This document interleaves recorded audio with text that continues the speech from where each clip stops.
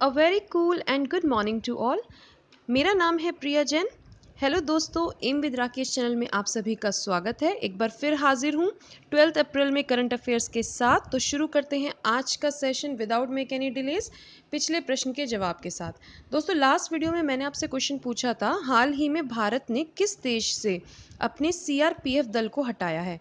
तो जितने भी लर्नर्स ने आंसर दिया इसका बिल्कुल ठीक दिया, और दिल से थैंक्स उन सभी लर्नर्स को जो कमेंट करके आंसर बताते हैं।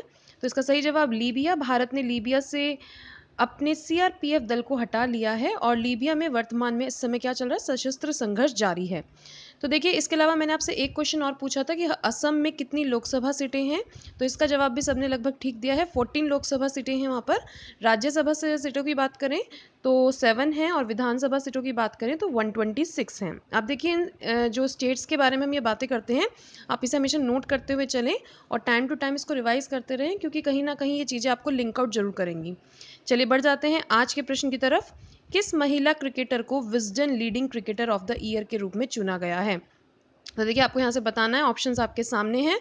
तो जो भी इंफॉर्मेशन आपको आंसर रिगार्डिंग रहती है वो भी आप कमेंट बॉक्स के ज़रिए हमसे शेयर कर सकते हैं। चलिए बढ़ जाते हैं आज के फर्स्ट क्वेश्चन की तरफ। हाल ही में किसे इंडियन ओवरसीज बैंक का एमडी और सीईओ नियुक्त किया गया है। तो देखिए, इसका सही जवाब है ऑप्शन ए, कर्णम सेकर। देखिए, इंडियन ओवरसीज बैंक की एमडी और सीईओ की जो पोस्ट है वो भी कर्णम सेकर को उसके लिए नियुक्त किया गया है। अगर बात करें तो ये पहले देना बैंक के एमडी और सीईओ पद पर कार्य करते थे। अभी फिलहाल बैंक ऑफ बड़ौदा में देना बैंक और विजया बैंक का विलय हो गया है। 2019 1 अप्रैल से इसका विलय हो गया है। तो ये मेरे ख्याल से आपको पता है पहले भी बात, तो यहाँ पर आप इनका नाम ध्यान रखेंगे। चलिए बढ़ जाते हैं आगे। आईएमएफ ने वित्त वर्ष 2019-20 के लिए भारत की वृद्धि दर कितने रहने का अनुमान लगाया है। तो देखिए, इंटरनेशनल मॉनेटरी फंड ने अभी हाल ही में इंडिया का जो डेवलपमेंट रेट है, जीडीपी डेवलपमेंट रेट, उसके बारे में जो अपना अनुमान लगाया वो कितना लगाया है। तो देखिए, ये लगाया 7.3। अंतर्राष्ट्रीय मुद्रा कोष आईएमएफ यानी इंटरनेशनल मॉनेटरी फंड के अनुसार वित्त वर्ष 2019-20 के लिए भारत का वृद्धि दर 7.3% रहने का अनुमान है। पहले ये 7.5% था, आपको ये भी पता होना चाहिए। पहले इसका जो अंदाजा था वो 7.5% था, लेकिन अब घटकर 7.3% हो गया। कि मैंने पहले भी बताया कि इस तरह की डिफरेंट ऑर्गेनाइजेशंस अपने इस तरह के अनुमान निकालती रहती है, और आपको सिर्फ लेटेस्ट पता होना चाहिए, अदरवाइज इतना कोई इंपॉर्टेंट नहीं है। अभी यहाँ पे लेटेस्ट इसलिए पता होना चाहिए कि जब तक अब कुछ नया नहीं आ जाता तो दो चीज़ आपको यहाँ पे क्लियर होनी चाहिए। एक तो 7.3% करंट में अनुमान है, और दूसरा कितने से, लास्ट वाले से कितने से घटकर कितना हो गया है। तो 0.2% यहाँ पर इन्होंने घटाया है। अच्छा, इसमें चेंजेस भी आगे हो सकते हैं, तो एग्जाम से पहले आप करंट वाले को जरूर जान लें।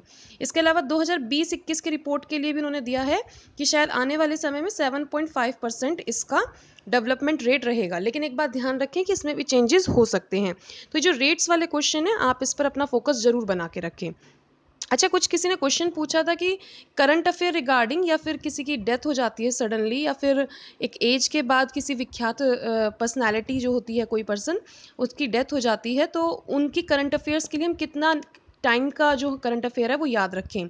तो देखिए, उसके लिए मैंने पहले भी बताया, आपको 4 से 6 महीने का करंट अफेयर आपको याद रखना है। जो भी नाम वगैरह भी आपको याद रखने हैं वो भी 4 से 6 महीने के बीच के याद रखने हैं। लेकिन अगर कोई वर्ल्ड वाइड पर्सनैलिटी का किसी की बात हो रही है, अगर उनकी किसी की डेथ होती है, तो फिर आपको साल भर तक की भी उसमें करंट अफेयर आपको याद रखनी पड़ेगी। तो हाईएस्ट वाइड या वर्ल्ड वाइड आप कह सकते हैं कोई पर्सनैलिटी है इस तरह की, तो इस बात पर ध्यान देने की जरूरत है। अगर कोई ऐसा क्वेश्चन आता है तो मैं ज़रूर उस चीज़ को एक्सप्लेन करूंगी। चलिए बढ़ जाते हैं नेक्स्ट क्वेश्चन की तरफ। क्वेश्चन नंबर 3, कौन सा शहर पॉल्यूशन चार्ज जोन लागू करने वाला विश्व का पहला शहर बना है। तो देखिए, इसका सही जवाब है ऑप्शन ए, लंदन। ब्रिटेन की राजधानी London ultra low emission zone लागू करने वाला दुनिया का पहला शहर बन गया है। ये ध्यान रखें, यहाँ से उन्होंने ULEZ यानी अल्ट्रा लो एमिशन जोन एक बनाया है अपने शहर में, जो कि बेसिकली सेंट्रल लंदन में इसको बनाया गया है। और ये दावा किया गया है वहाँ पर, या कह सकते हैं कि रूल निकाला गया है कि जो भी व्हीकल्स जो हैं वो जो भी इस जोन में पोल्यूशन फैलाएंगे, उसके ऊपर लगभग, अगर इंडियन करेंसी में बात करें तो लगभग 1100 रुपये से लेकर 9000 रुपये तक का जो टैक्स है, जुर्माना नहीं, सॉरी टैक्स है, जो वो उन पर चार्ज किया जाएगा। तो यहाँ पे बात करना है कि वाहनों के लिए निर्धारित मानक से अधिक धुआं प्रदूषण होने पर जुर्माना लगाया जाएगा। तो ये जोन इसीलिए बनाया गया है ताकि कैरी किया जा सके या काउंट किया जा सके, मेजरमेंट हो सके कि कौन व्हीकल कितना ज़्यादा प्रदूषण फैला रहा है। चलिए बढ़ जाते हैं आगे नेक्स्ट क्वेश्चन की तरफ। क्वेश्चन नंबर 4, हाल ही में कौन से बैंक व्हाट्सएप पे बैंकिंग सर्विसेज देने वाला दुनिया का पहला इस्लामिक बैंक बन गया है? तो देखिए कौन सा बैंक बन गया है। अच्छा, यहाँ पे एक चीज़ इस्लामिक बैंक इसमें कहा गया है, तो आप इस्लामिक बैंक पर फोकस रखेंगे। तो एग्जाम में जब भी ये क्वेश्चन आपके सामने आए तो आप क्वेश्चन को ध्यान से पढ़िएगा, उसके बाद आंसर टिक कीजिएगा।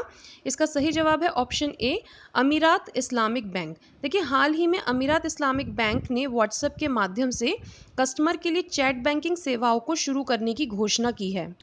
अगर आप थोड़ा सा गूगल करके इसके बारे में देखेंगे तो आपको वहाँ से पता चलेगा, वहाँ पे क्लियर लिखा है Emirates Islamic become world's first Islamic bank to launch banking via WhatsApp. The bank's customer will now able to conduct daily banking activities via WhatsApp in a seamless and hassle free manner. तो मतलब जो होशपूछ होती है basically banking services के regarding, या जो भी कोई कंप्लेंट्स आती हैं उन सब से फ्री होकर ये जो नई सेवा है इसको शुरू किया गया है। बात करें इसका, तो इसका हेडक्वार्टर कहाँ है? तो इसका हेडक्वार्टर दुबई में है। तो यहाँ से आपको ये पता होना चाहिए कि पहला इस्लामिक बैंक है इस तरीके का जिसने इस तरह की सेवा शुरू की है। चलिए बढ़ जाते हैं नेक्स्ट क्वेश्चन की तरफ। हाल ही में किसे लगातार तीसरी बार Wisden leading cricketer of the year चुना गया है? तो इसका सही जवाब है ऑप्शन ए, विराट कोहली। देखिए विराट कोहली को लगातार तीसरी बार Wisden leading cricketer of the year के रूप में चुना गया है। तो देखिए 2016, देन 17 और 18 में भी अब विराट कोहली को ही leading cricketer of the year के रूप में चुना गया है। अगर बात करें T20 मैचेस की, तो वहाँ पर leading cricketer of the year किसे चुना गया है? वहाँ पे अफगानिस्तान के राशिद खान को चुना गया है। इसके अलावा विमेंस में किसको चुना गया है? तो वो क्वेश्चन हमने आपसे पूछा है, आप कमेंट बॉक्स में अपना आंसर कीजिए, फिर हम कल उसके बारे में बात करेंगे। चलिए बढ़ जाते हैं नेक्स्ट क्वेश्चन की तरफ। क्वेश्चन नंबर 6, देश का पहला हीरा संग्रहालय कहाँ बनाया गया है? तो देखिए यह बनाया गया है मध्य प्रदेश में। मध्य प्रदेश सरकार द्वारा छतरपुर जिले के खजुराहो में देश का पहला हीरा संग्रहालय बनाने का निर्णय लिया है। तो देखिए यहाँ से अब मध्य प्रदेश की बात आई है, तो मैंने पहले भी कहा स्टेट्स की बात जब भी आएगी आपको लोकसभा सीटों के बारे में बताना है। तो आप कल कमेंट बॉक्स में मैं आपके लिए देखूंगी कि लोकसभा की लोकसभा सीटें जो हैं वो मध्य प्रदेश में कितनी हैं, आप कमेंट बॉक्स में कमेंट करके बताइएगा। चलिए बढ़ जाते हैं नेक्स्ट क्वेश्चन की तरफ। क्वेश्चन नंबर 7, हाल ही में मुफ्त वाईफाई सुविधा प्राप्त करने वाला देश का 1500वां यानी 1500th रेलवे स्टेशन कौन सा बना है? तो देखिए यह बना है साहिबाबाद रेलवे स्टेशन। मुफ्त वाईफाई सुविधा प्राप्त करने वाला देश का 1500th railway station Sahibabad railway station बना है। भारतीय रेलवे की ओर से डिजिटल इंडिया अभियान के तहत अब तक 1500 रेलवे स्टेशन को मुफ्त वाईफाई की सुविधा प्रदान की गई है। बात करें अगर, तो फर्स्ट पोजीशन पर कौन था, मतलब पहली बार किसको मिला था? तो मुंबई सेंट्रल रेलवे स्टेशन पहला मुफ्त वाईफाई सुविधा प्राप्त करने वाला रेलवे स्टेशन बना था। तो यहाँ से आपको फर्स्ट मैंने बता दिया है, और अब जो रैंकिंग दी गई है उसमें 1500 को मिल चुका है, जिसमें 1500th कौन सा बना ये आपको मैंने बता दिया है। चलिए बढ़ जाते हैं नेक्स्ट क्वेश्चन की तरफ। हाल ही में राष्ट्रपति ने सीआरपीएफ के शहीद सैनिकों के परिवारों के लिए कौन सी ऐप लॉन्च किया? तो इंपॉर्टेंट क्वेश्चन एग्जाम के पॉइंट ऑफ व्यू से। तो देखिए इसका सही जवाब है ऑप्शन डी, सीआरपीएफ वीर परिवार। देखिए राष्ट्रपति ने सीआरपीएफ के शहीद सैनिकों के परिवारों के लिए सीआरपीएफ वीर परिवार नामक एक ऐप लॉन्च किया है। बेसिकली राष्ट्रपति ने जो सीआरपीएफ को ये 54th वीर दिवस के अवसर पर इस ऐप को लॉन्च किया गया है। और ये क्यों बनाया गया है? जैसे कि आप जानते हैं कि जैसे शहीद सैनिक जब कोई भी सैनिक इस तरह से शहीद होता है किसी भी वॉर में, तो सबसे ज़्यादा प्रॉब्लम फिर उसके बाद उनकी फैमिली को देखनी पड़ती है, इकोनॉमिक प्रॉब्लम्स बहुत ज़्यादा होती हैं।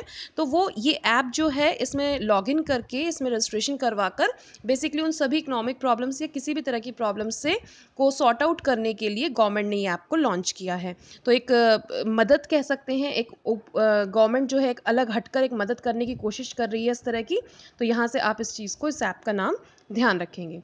चलिए बढ़ जाते हैं नेक्स्ट क्वेश्चन की तरफ। भारत सरकार ने किस देश से 464 T90 टैंक की खरीद को मंजूरी दी है? तो देखिए इसका सही जवाब है रूस। भारत सरकार ने रूस से 464 T90 टैंक की खरीद को मंजूरी प्रदान की है। इस नए T90 टैंक में थर्मल इमेजिंग लाइट साइट तकनीक उपलब्ध होगी, जिसकी सहायता से दुश्मनों के ठिकाने पर रात में भी हमला किया जा सकता है। तो यहाँ से आप इनका नाम, टैंक का नाम और कितने नंबर्स में इसको मंगवाया गया ये पता होना चाहिए। तो फ्रेंड्स इसी के साथ हमारा आज का सेशन समाप्त होता है। अगर आपको सेशन यूज़फुल लगे तो प्लीज़ डू लाइक और शेयर करना मत भूलिएगा। फर्स्ट टाइम व्यूअर हैं तो सब्सक्राइब जरूर कीजिएगा। सो फ्रेंड्स, पढ़ते रहिए, आगे बढ़ते रहिए। Thanks to all.